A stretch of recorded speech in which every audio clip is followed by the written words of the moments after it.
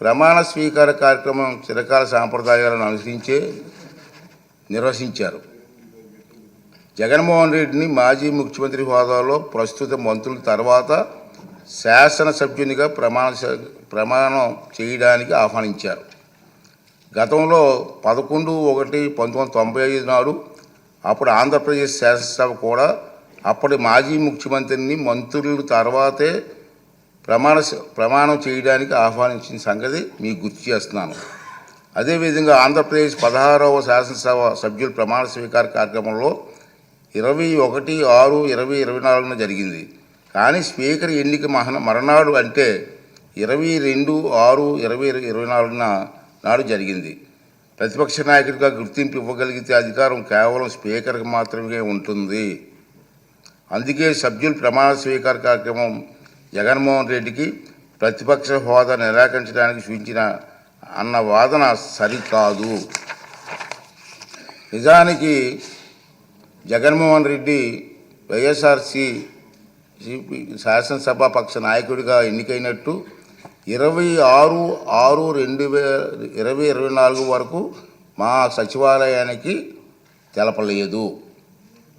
Number 1. అలాంటప్పుడు June 26 కంటే ముందు అందున స్పీకర్ ఎన్నిక జరగకముందు ప్రతిపక్ష నాయకుడి హోదా గురించి నిర్ణయం తీసుకోవడం సాధ్యమా? ఇది ఒకటి గమనించవలసిన అవసరం ఉంది. ప్రతిపక్ష నాయకుడి హోదా ఎవరైనా అర్హులా కాదా అనేది కేవలం రాజ్యాంగ సూత్రాలు, కోర్టు తీర్పులు, చిరకాల సాంప్రదాయాల ఆధారంగా మాత్రమే నిర్ధారించగలరు. ఆంధ్రప్రదేశ్ వేతనాలు, పెన్షన్ చెల్లింపు అనర్హతల తొలగింపు చట్టం 1953లో ప్రతిపక్ష నాయకుడి హోదా ప్రస్తావన ఉంది. ఆ చట్టంలో సెక్షన్ 12B ప్రకారం ఎవరైనా ప్రతిపక్ష నాయకుడి హోదా ఇవ్వాలంటే వారు చట్టసభలో సభ్యులై ఉండాలి.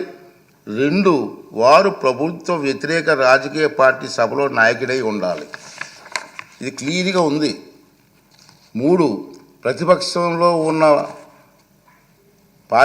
పార్టీకి అత్యధిక సంఖ్యాబలం ఉండాలి.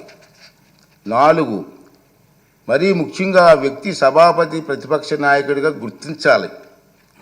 ఒకవేళ అత్యధిక సంఖ్యాబలం గల ప్రతిపక్షాలు ఒకటి కన్నా ఎక్కువ ఉంటే పార్టీ హోదాను దృష్టిలో ఉంచుకొని వాటిని ఏదో ఒక పార్టీ నాయకుడిని సభాపతి ప్రతిపక్ష నాయకుడి హోదా కల్పించవచ్చు.